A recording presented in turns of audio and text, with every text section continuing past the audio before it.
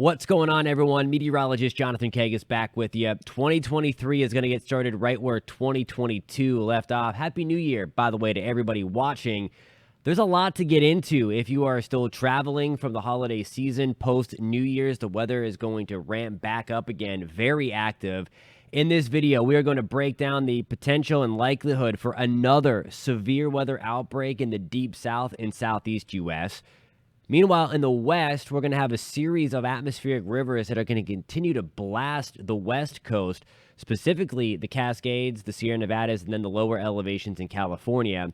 And then on the northern side of that severe weather outbreak, that same system is going to likely generate a lot of snow and ice through the plains and upper Midwest. So we are going to break all of that down over the next few minutes. We are going to start with the severe weather threat, and then we're going to get into the snowy and icy side of that system.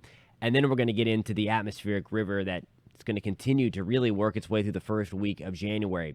In terms of that severe weather outbreak potential, this is going to be on Monday into Tuesday, the 2nd and the 3rd of January, just after New Year's. And it's the same areas, again, that enhanced risk, that 3-day outlook from the Storm Prediction Center already highlighting places around Shreveport, into Texarkana, Pollock, Texas, into extreme southeast, Oklahoma, including Little Rock, Arkansas, including Warren, Arkansas, and then just to the north of Alexandria, Louisiana, in that enhanced risk for severe weather once again. This is the third time since the second week of November that we've been under the gun for significant severe weather.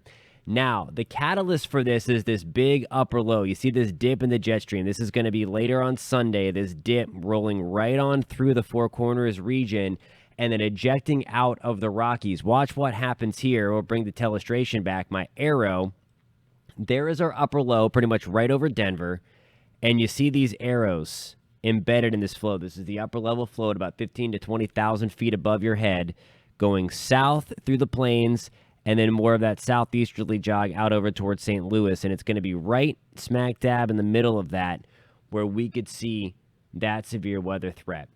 Taking you through that, this is going to be Monday afternoon. First up is going to be eastern Oklahoma and eastern Texas. Fast forward to that where the darker yellows come into play. I think this is really going to happen towards the latter part of your afternoon on Monday and then into the evening. So if you are traveling in this area, be weather aware that there's likely going to be some nasty weather ongoing. So that's 6 o'clock on Monday. The darker yellow is representing where we could have some of the nasty weather. And then note that this really increases in coverage and intensity through the overnight hours and then into early Tuesday. So this is now Tuesday afternoon.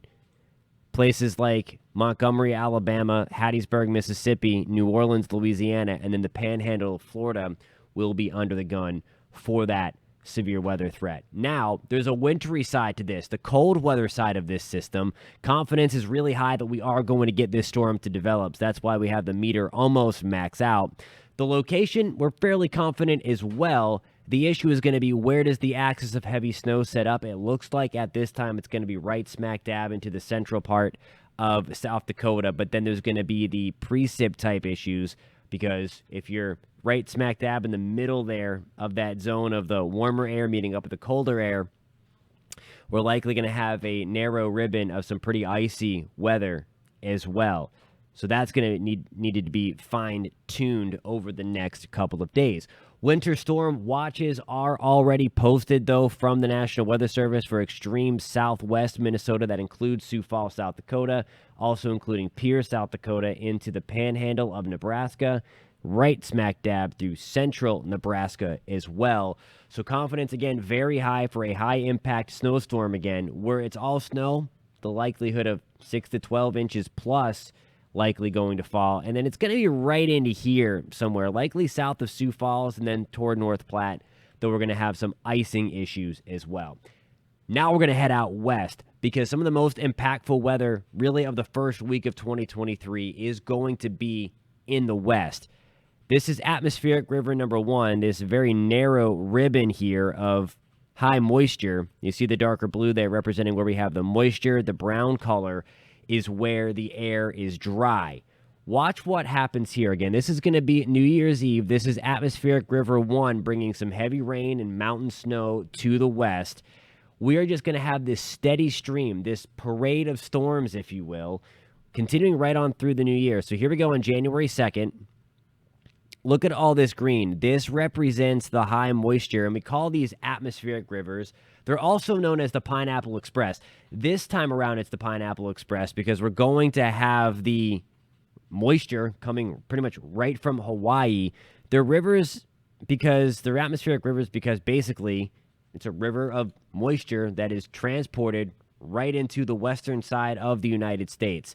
And this is the most prime example. And the last one of these is going to be the most intense. So here we go on January 4th into the afternoon. You see that big spiral there, big upper low extending all the way back down to Hawaii. So that moisture being pulled right from the deep tropical Pacific and being unloaded right on the California coastline and then being enhanced through the Sierra Nevada mountains. So ski lovers, this is for you. If you are not a ski lover and if you live in the lower elevations, you see that moisture continues to just pound Washington, Oregon, also Northern California.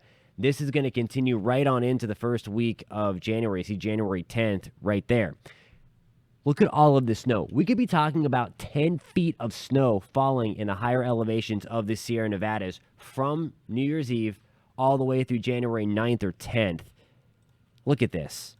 So through Sunday, through the weekend, we're talking 20 to 40 inches of snow in places like South Lake Tahoe and into Mammoth Lakes, California. Taking this all the way out through January 8th, 70 inches of snow in Lake Tahoe. And then that's when we start to get the crushing stuff. Look at this. The color table is maxed out in terms of the snowfall forecast there.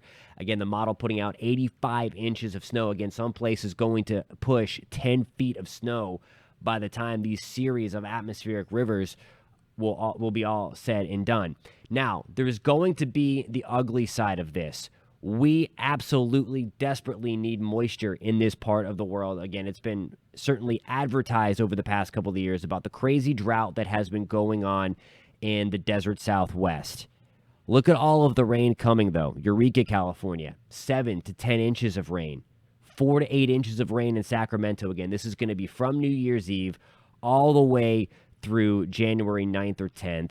San Francisco could pick up 4 to 8 inches of rain. Same deal in Big Sur. Look at this. LA, several inches of rain in that week to 10-day period. Santa Barbara, California, also likely getting slammed. Las Vegas could get up to a half inch to an inch of rain. Lake Mead could be replenished as well. You've heard about the crazy stuff that's found in Lake Mead because the water levels are so low. So we could start to see things being replenished. So that is the good side. The bad side is we don't want it all at once, and that unfortunately looks like what is going to happen. We could have significant mudslides, significant flash flooding going on in the foothills of the Sierra Nevadas and in the lower elevations close to the coast, certainly in areas that have been impacted by wildfires where the vegetation has been burned away.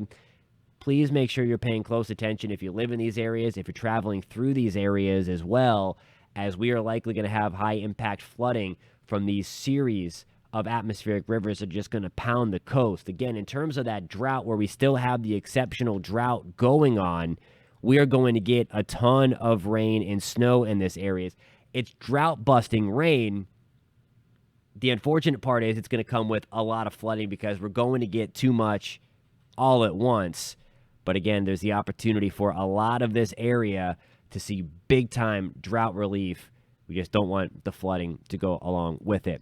Alrighty, guys, I hope everybody's traveling safe. I know travel has been a nightmare over the past several weeks.